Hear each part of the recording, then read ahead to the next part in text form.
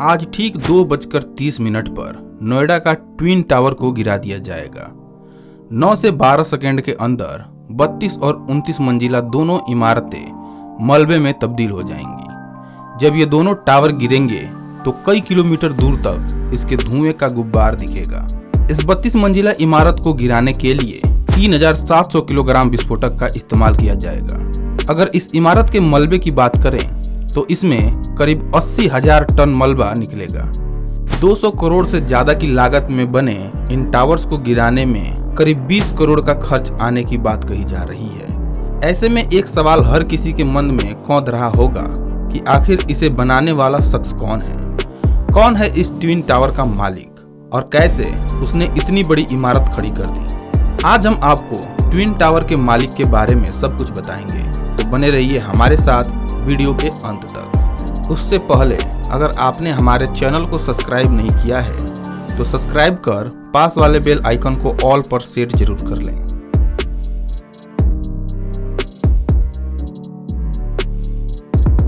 इस twin tower को Supertech company ने बनाया था और सुपरटेक कंपनी के मालिक का नाम आर.के. अरोड़ा है।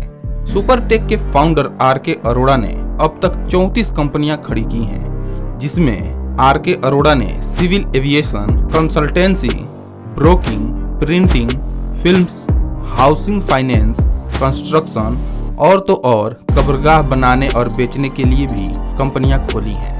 आर.के. अरोड़ा ने अपने कुछ साथियों के साथ मिलकर 7 दिसंबर 1995 को इस कंपनी की शुरुआत की। कंपनी ने नोएडा, ग्रेटर नोएडा, मेरठ, दिल्ली एनसीआर समेत देश भर के करीब 12 शहरों में रियल एस्टेट के प्रोजेक्ट लॉन्च किए। देखते ही देखते अरोड़ा ने रियल एस्टेट में अपना नाम बना लिया।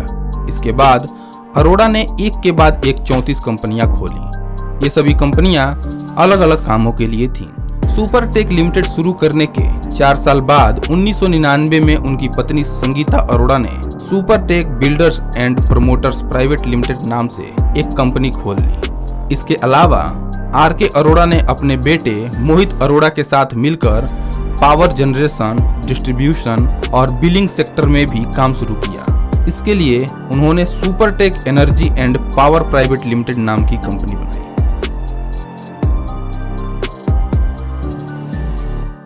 यह कहानी शुरू होती है 23 नवंबर 2004 से, जब नोएडा अथॉरिटी ने सेक्टर 93A में स्थित फ्लैट नंबर 4 को एमराल्ड कोर्ट के लिए अलॉट किया और साथ ही ग्राउंड फ्लोर समेत 9 मंजिल तक मकान बनाने की परमिशन दी। लेकिन 2 साल बाद 29 दिसंबर 2006 को परमिशन में संशोधन कर दिया गया।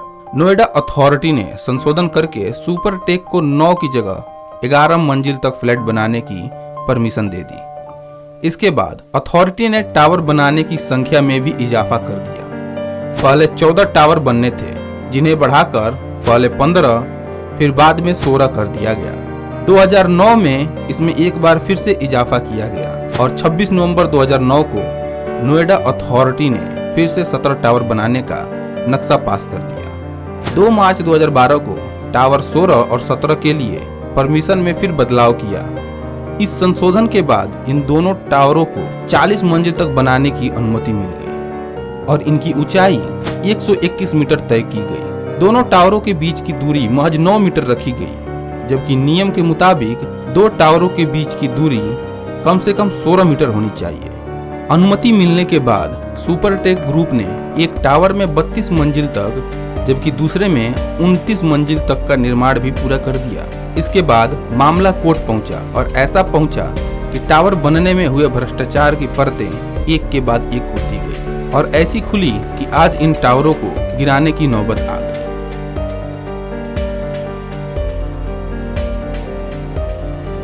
इलाहाबाद हाई कोर्ट के फैसले के खिलाफ सुपरटेक कंपनी सुप्रीम कोर्ट पहुंच गया। सुप्रीम कोर्ट में 7 साल चली इस लड़ाई के बाद 31 अगस्त 2021 को सुप्रीम कोर्ट ने इलाहाबाद हाई कोर्ट के फैसले को बरकरार रखा। सुप्रीम कोर्ट ने 3 महीने के अंदर ट्विन टावर को गिराने का आदेश दिया था। इसके बाद इस तारीख को आगे बढ़ाकर 22 मई 2022 कर दिया गया। हालांकि समय सीमा में तैयारी पूरी न होने के कारण तारीख को फिर से बढ़ा दिया गया।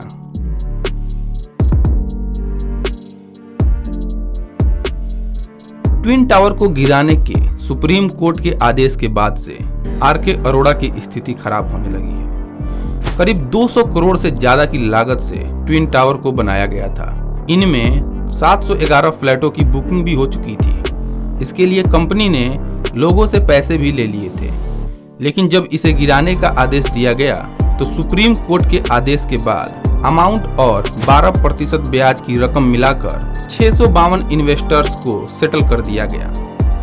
इनमें 300 से अधिक ने रिफंड का विकल्प अपनाया, जबकि बाकी ने मार्केट या बुकिंग वैल्यू और ब्याज की रकम जोड़कर जो राशि बनी उसके अनुसार दूसरे प्रोजेक्ट में प्रॉपर्टी ले ली। ट्विन टावर के 59 इन्वेस्टर्स को अभी तक रिफंड नहीं मिला है। 25 मार्च को सुपरटेक के इंसॉल्वेंसी में जाने से रिफंड की प्रक्रिया पूरी नहीं हुई। अभी सुपरटेक कंपनी को 14 करोड़ रुपए से अधिक का रिफंड इन्वेस्टर्स को देना बाकी है। इंसॉल्वेंसी में जाने के बाद मई में कोर्ट को बताया गया कि सुपरटेक कंपनी के पास रिफंड का पैसा नहीं है। इसके चलते कंपनी को भारी नुकसान हुआ। इसी साल मार्च में सुपरटेक कंपनी को दिवालिया घोषित कर दिया गया। आर.के. अरोड़ा की सुपरटेक नाम से कई कंपनियां हैं, लेकिन यहाँ जो कंपनी दिवालिया हुई है वह रियल एस्टेट में काम करने वाली सुपरटेक है।